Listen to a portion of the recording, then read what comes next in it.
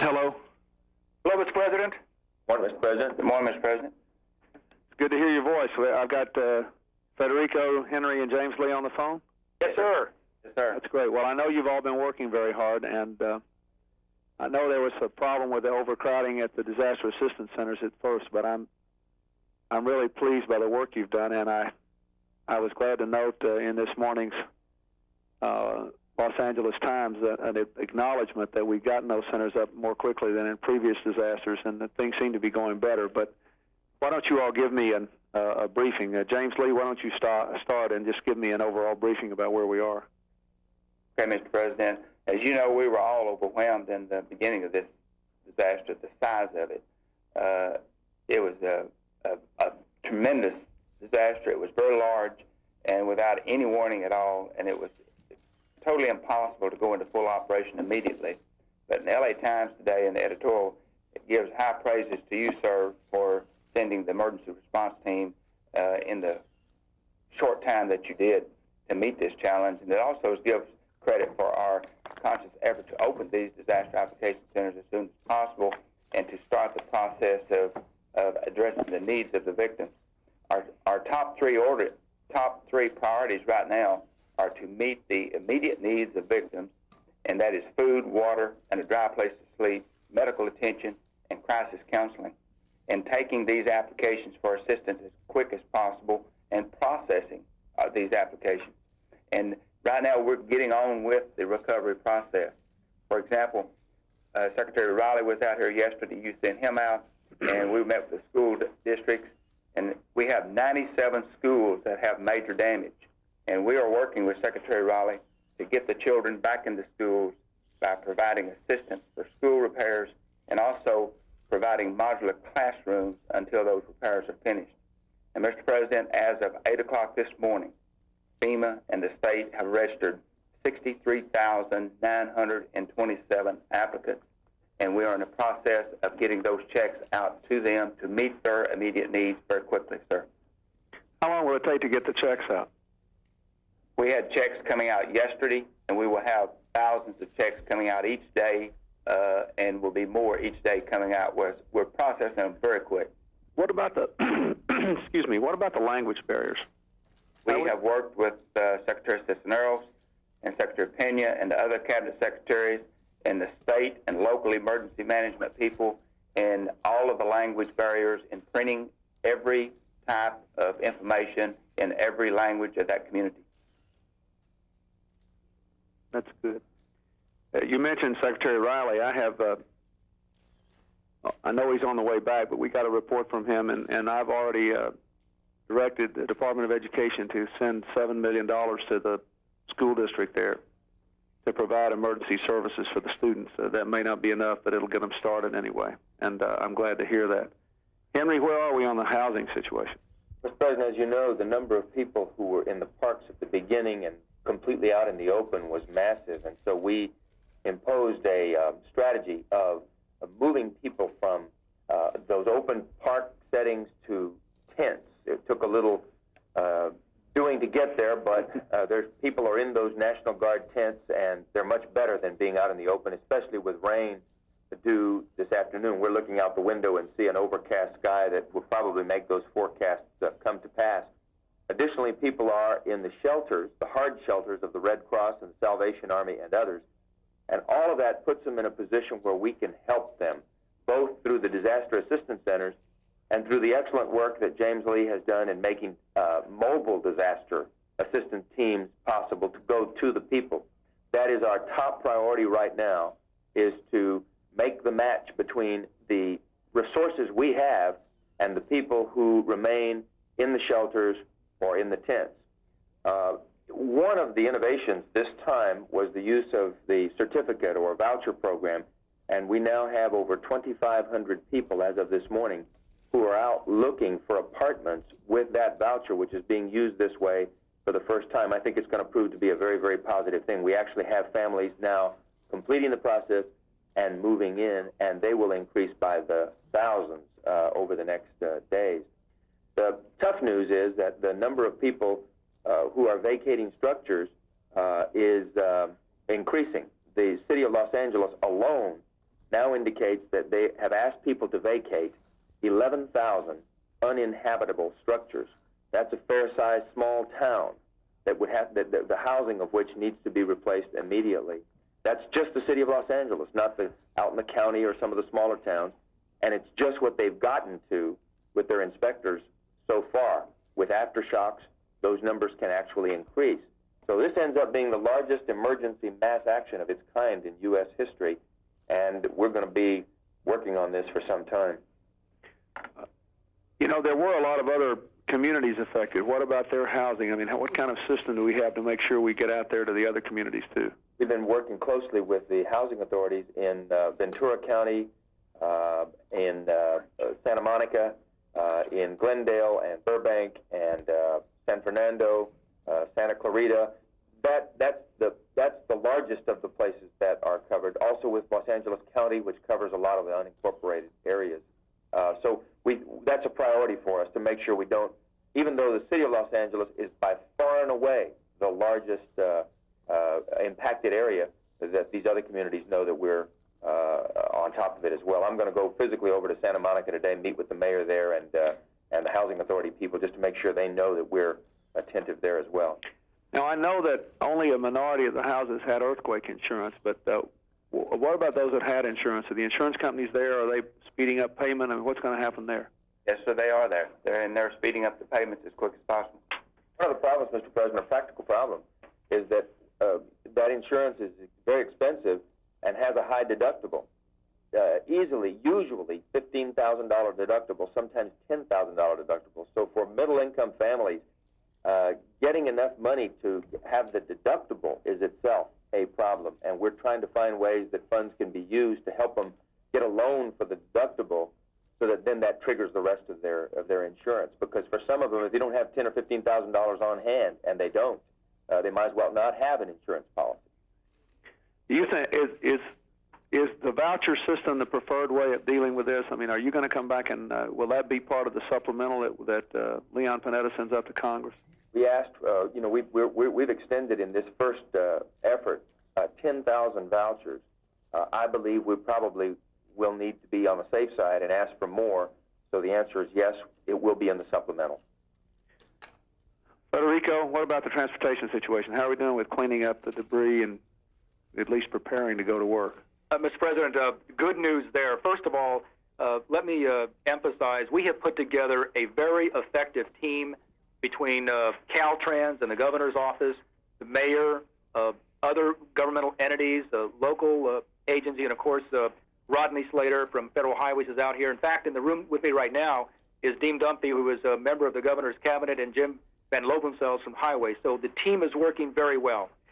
Of the 9 major overpasses that were destroyed, 7 have been completely cleared. Detours have already been established. People have been working 24 hours a day since Monday. They have made dramatic progress in clearing the debris. They have already hired engineers to begin the design work for reconstruction of the freeways, but as we know, that will take anywhere from 6 months and beyond. So our immediate challenge is to offer people options to get out of their cars and to avoid massive gridlock. In that area, I think we have done a good job in giving people options. Number one, Metrolink, the rail system here, has added more cars. I wrote it this morning and yesterday. They're having record numbers of people who are taking it. We now have a rideshare program that is quite professional. The mayor and I and representatives of the state had a press conference yesterday encouraging people, rideshare to Vanpool, to get out of their cars, to use the bus. A number of companies are cooperating in providing van pools for their employees.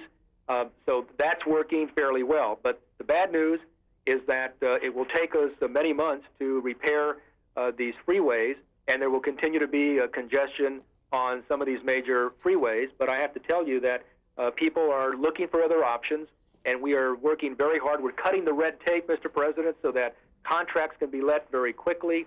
Caltrans is being very creative in using new techniques. We're, for example, looking at HOV lanes. In fact, some of them are being painted right now as we speak to encourage people to ride their cars, 2 or 3 in each vehicle. We're working very closely with MTA, the transit agency here, to offer better buses. So all that's in operation.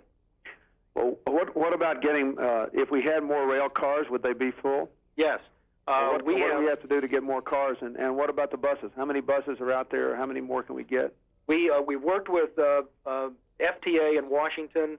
The Metrolink has acquired another 7 rail cars. They're trying to get another 25 and more locomotives, and we are helping them do that. Amtrak provided a locomotive here.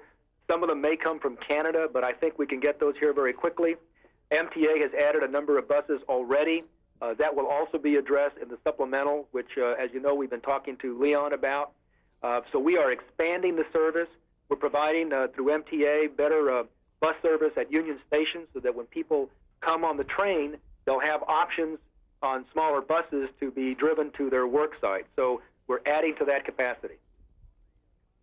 On the contracting work, we heard from the Labor Council out here, even here at the White House. They said they really wanted to help and do whatever they could to make sure that all the work was speeded up and as much was done as possible. So I know you're getting good cooperation from the labor people out there, too. Absolutely. And also, many of the contractors have been quite helpful. And again, I want to commend the state and the city. And last night we met with about 20 mayors from the metro area outside of Los Angeles who gave us very good suggestions on how we can respond to their needs. They are also willing to look at their own resources to help contribute. So we've got a very good team operation here in the Los Angeles area.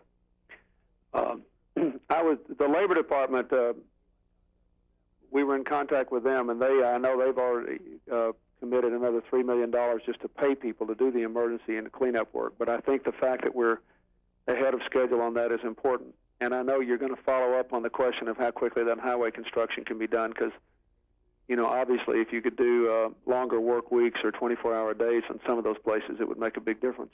Absolutely, Mr. President. In fact, that is going on now. We're working with companies to have 4-day work weeks, staggered working hours. All of those activities we're pursuing very strongly. Fortunately, this community did that during the Olympics, and we're quite successful. So people know how to respond, and as the mayor said yesterday, Los Angeles did it for the world during the Olympics. It's now time to do it for ourselves, and I think that message is getting out to the broader community here. Well, that's great. I was informed right before I came out to talk to you that Leon Panetta will be in a position to give me a report today, as I had asked last week, on the supplemental, and all of you and obviously the mayor and all the folks, the local leadership in the Los Angeles area, and the state folks have been very good about helping us to get the loss figures. So I think we'll be in pretty good shape today to know a little more than we have known for the last few days on what we can ask for from Congress when they come back. So I will follow up on that end. I'm very encouraged that the lines have gone down some at disaster assistance centers, and I just hope that we can just keep on top of all this. I appreciate the fact that all of you have stayed out there. I think that's been very good. And again, I want to compliment all the local folks. I'm sure there are a lot of people out there who have hardly slept since I was there a few days ago. So y'all just keep your chins up and keep working at it, and we'll do what we can here to get this supplemental passed in a hurry. President, this is Henry. Just a quick point out of your philosophy of going beyond governmental approaches.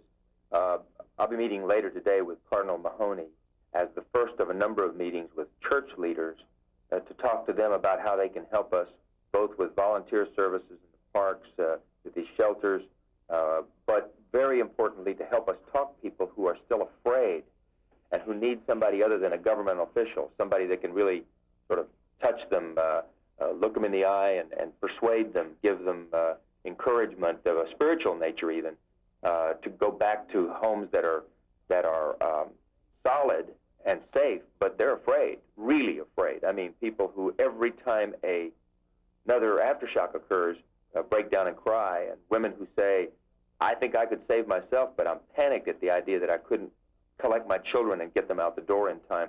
So the church is going to come into this. Churches, I should say, evangelicals, Adventists, Salvation Army, the Catholic Church, and community-based organizations. It's really the only way we're going to get at something this massive. So wanted to let you know we're reaching out in the way you always have. That's terrific. I think they can do an enormous amount of good. Cardinal Mahoney obviously is very concerned about these things, and he's got an awful lot of able leaders there among the priests and the nuns who can, I think, make a real difference. I've been in a lot of their schools, their community organizations, and there's also a very large evangelical community there and other religious groups. So I'm glad you're involving them. They can make a huge difference. If there's anything else we need to know back here, let us know. But we'll be able to give you a report back about what we think the supplemental will look like probably before the end of the day.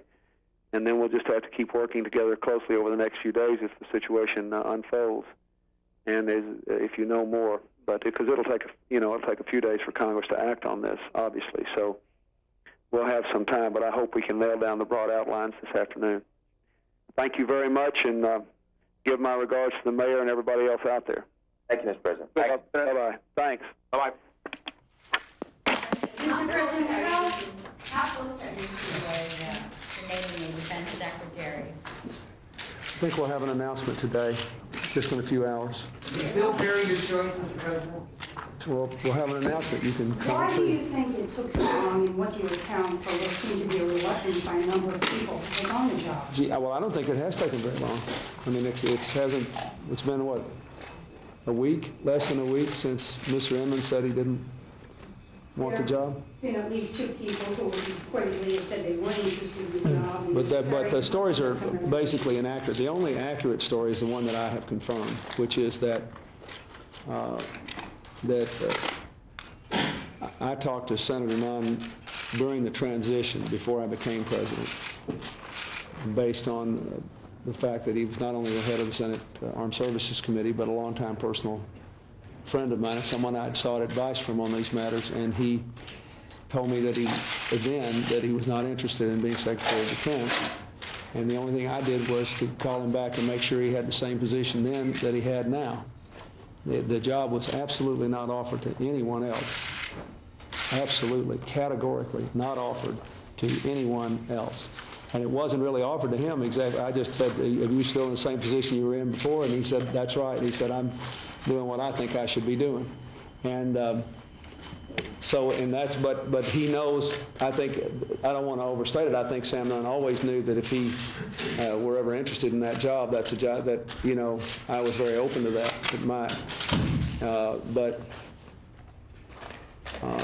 So the decision then after that, it was clear that that he was in the same position he was always in. I went about trying to pick a successor. I've done it, and I expect to have an announcement. Thank you. Thank you. Put someone's arm to take it? No. Thank you. President, there have been new calls for bombing, for airstrikes in Bosnia. You talked about that a lot over this past trip to Europe. Can you give us any update? And what about what you said was your resolve to do something about this? Well, what I said was that NATO should not reaffirm its position unless the circumstances that they set out for bombing, if those circumstances occurred, they'd be willing to go forward. Now, the European, I presume you're referring to what was said in the European Parliament yesterday. And those are the president of Bosnia calling for airstrikes. Well, the president of Bosnia, yeah, but what the NATO leaders, what the others voted for, was to leave on the table the proviso that bombing could be done in order to relieve Sarajevo, if that were appropriate, or to further the UN mission by opening the airstrip at Tuzla, or, if necessary, to facilitate the transfer of troops from Canadian to Dutch at Srebrenica. Now that's a rather narrow NATO mandate.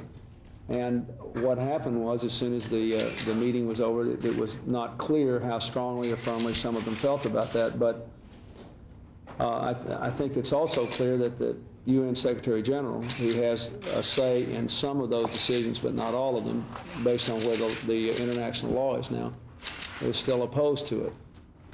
So, and I don't have any information that leads me to believe that the other NATO allies, that the heads of state, as opposed to people in the European Parliament, have changed their mind about whether there should be any bombing at this time. Now, that's all I can tell you. Well,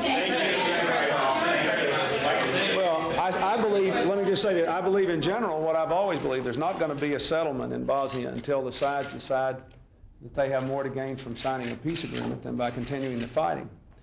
And now the government finally has been able to get some arms, even though it was, in my view, unfairly the only side subject to the arms embargo. They've been able to get some weapons. And they appear to be, the Bosnian government, most reluctant to sign a peace agreement at this time.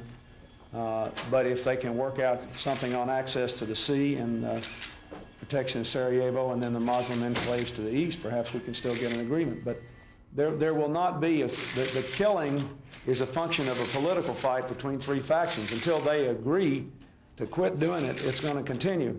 And I don't think that the international community has the capacity to stop people within the nation from their civil war until they decide to do it. Now, there are things we can do to retard it, to keep it within bounds, to keep it within humanitarian limits, and therefore, and I wouldn't rule out any of those options. But there has been no decision by anybody to enter that war on the side of one of the combatants, which is what some would like, but there has been no decision to do that. They're going to have to make up their own mind to quit killing each other. The circumstances are, in fact, on the battlefield are somewhat different than they have been for the previous 12 months. But I hope that it means that it's more likely that there can be a settlement, and I still have some hope that that will occur. Thank you all. Thank you very much. Did not get any requests from the ground, from the commanders on the ground